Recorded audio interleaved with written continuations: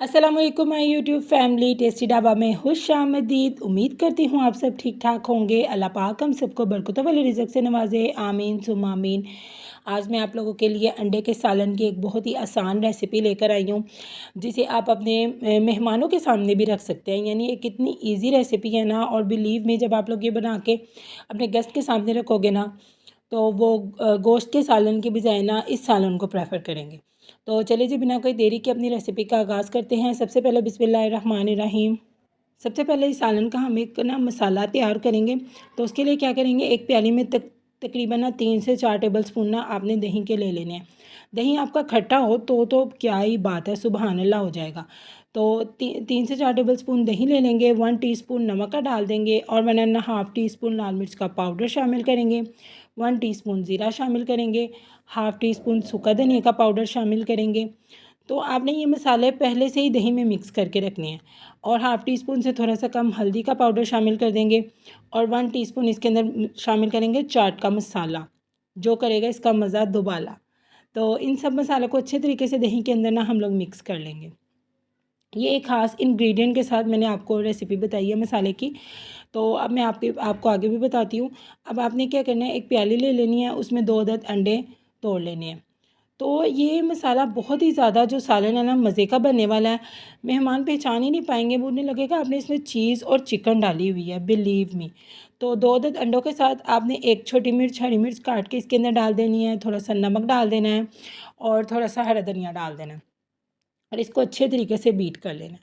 अब आपने इसका एक ऑमलेट तैयार करना है। जैसे हम सिंपल अंडे का ऑमलेट तैयार करते हैं ना, सेम उसी प्रोसीजर से एक पैन में थोड़ा सा ऑयल डाल लेना है।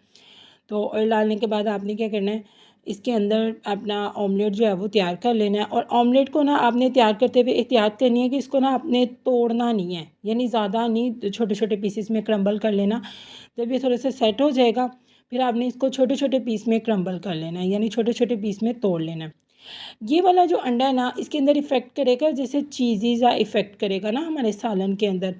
तो बहुत ही ज़्यादा मज़ा आने वाला है। शुरू से ही हम लोगों ने देखा अपनी मदर्स को आलू अंडे बनाते हुए, लेकिन ये वाला जो सालन है वो आलू अंडे से टोटली डिफरेंट होगा। एक नया यूनिक सा तरीका है। तो ये देखिए, अभी इस ऑमलेट को हम लोग बिल्कुल हल्का हल्का क्रम्बल कर लेंगे, ज़्यादा नहीं तोड़ना। और इसे अब इस फ्राई पैन में नहीं रहने देना। जैसे ही ये तैयार हो जाएगा तो आपने इसे एक प्लेट में निकाल लेना है, क्योंकि अगर आप इसे फ्राई पैन में पड़े रहने दोगे ना, तो जो ऑमलेट है ना वो सख्त सा हो जाएगा, चुई सा, यानी ना चुई सा हो जाएगा, तो रबड़ सा।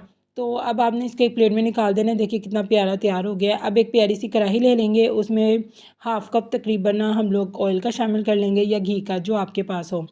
और यहाँ पे मैंने 3 से 4 मीडियम साइज़ के प्याज लेके उन्हें फाइनली चॉप कर लिया ऑमलेट स्लाइड कटिंग में। तो आपने भी सेम इसी तरीके से करना है। अब हम क्या करेंगे, अपने सालन का ना मसाला तैयार करेंगे। मसाला एक ऐसी चीज़ है किसी भी सालन का, जो आपको थोड़ी सी मेहनत लगा के अगर आप तैयार कर लो ना, तो आपका खाना बहुत ही लाजवाब तैयार होगा। आपने प्याज को कच्चा नहीं रहने देना, प्याज को लाइट सा ना ब्राउन सा कलर आने तक के लिए फ्राई करना है। जिस तरह ये देखिए कलर आ गया है, तो अब इसके अंदर ही मैंने 2 टेबलस्पून लहसुन अदरक का पेस्ट शामिल कर दिया है। अब आपने इसे तब तक के लिए भूनना है, तकरीबन 2 से 3 मिनट, जब तक लहसुन अदरक की ना स्मेल नहीं ख़त्म हो जाती। अगर यहाँ पे इस स्टेज पे आपने जाके जल्दी की ना कि नहीं हम जल्दी जल्दी अपना काम ख़त्म कर लेते हैं, नहीं, क्योंकि लहसुन अदरक की स्मेल अगर इसी स्टेज पे ख़त्म हो जाए तो ठीक है, वरना वो फिर आप जितनी मर्ज़ी सालन की बुनाई कर लें वो कभी भी ख़त्म नहीं होगी। इसलिए इसे आराम से टाइम दें लहसुन अदरक को भूनने का। अब ये देखिए काफ़ी हद तक उसकी स्मेल बहुत ज़्यादा ख़त्म हो चुकी है। तो अब हमने जो ख़ास मसाला तैयार किया था, वो अब हम अपने ना प्याज में डाल देंगे। तो इसी कटोरी के अंदर, प्याली के अंदर ही मैं पानी डाल के तकरीबन आधा कप तो इसके अंदर शामिल कर दूँगी। अच्छा, जब आप नमक मिर्च डाल देते हो ना किसी भी मसाले में, तो आपने उसके अंदर पानी ज़रूर ऐड करना है। पानी ऐड करने से क्या होगा कि ये जो हमारा मसाला होगा ना किसी भी सालन का, वो खिलेगा, जुरा जुरा नहीं रहेगा, खुश रंग और खुश जायका हो जाएगा। जैसे ये देखिए माशाल्लाह यहाँ पे मेरा मसाला हो गया। घी इसने छोड़ दिया है, ऑयल और घी। मैंने वैसे आज घी में खाना बनाया है। तो 3 से 4 मैंने इसमें ना टमाटर के क्यूब्स शामिल कर दिए हैं। अब जब तक टमाटर का कच्चा पानी ख़त्म हो जाता हम इसे भूनेंगे, और ये ऑयल अच्छे तरीके से छोड़ देगा।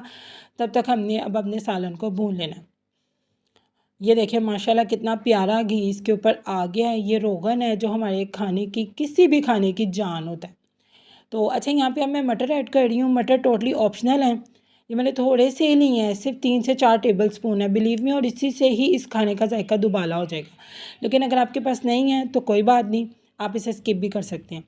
अब यहाँ पे देखिए मैंने 3 से 4 अदद ना आलू ले लिए थे, तो उन्हें मैंने ना इस तरह जूलियन कटिंग में कटिंग कर लिया। आपने भी सेम इसी तरीके से कटिंग करनी है।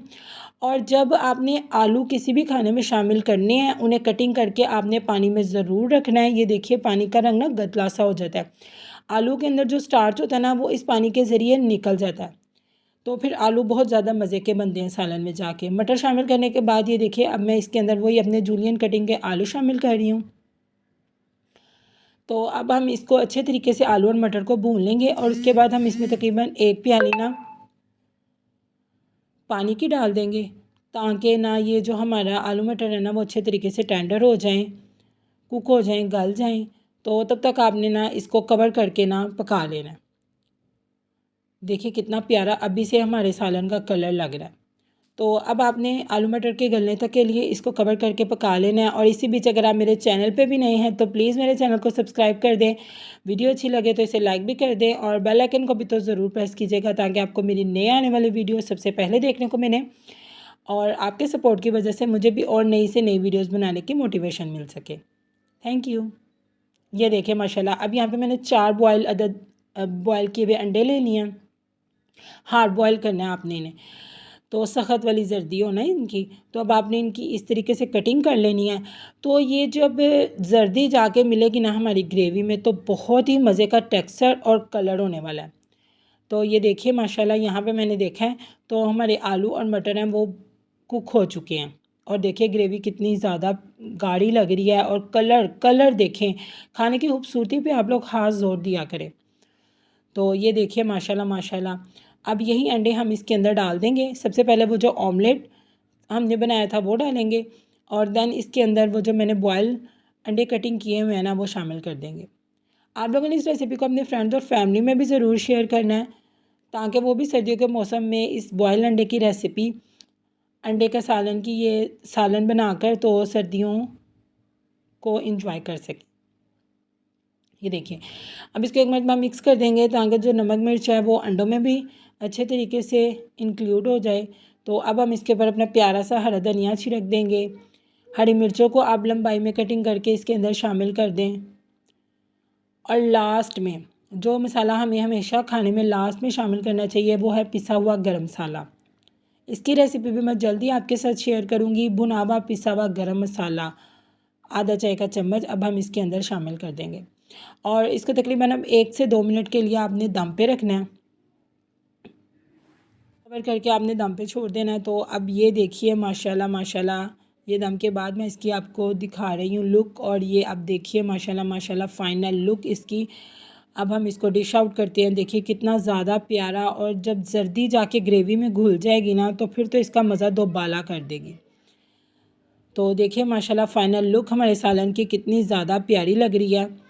तो आप लोगों ने इस रेसिपी को ज़रूर ट्राई करना है और फिर मुझे कमेंट सेक्शन में आकर बताना भी है कि आपको ये रेसिपी कैसी लगी। अपने फ्रेंड्स और फैमिली में भी इसे ज़रूर शेयर कीजिएगा। दुआओं में याद रखिएगा, अपना बहुत ज़्यादा ख्याल रखिएगा। अल्लाह हाफिज़।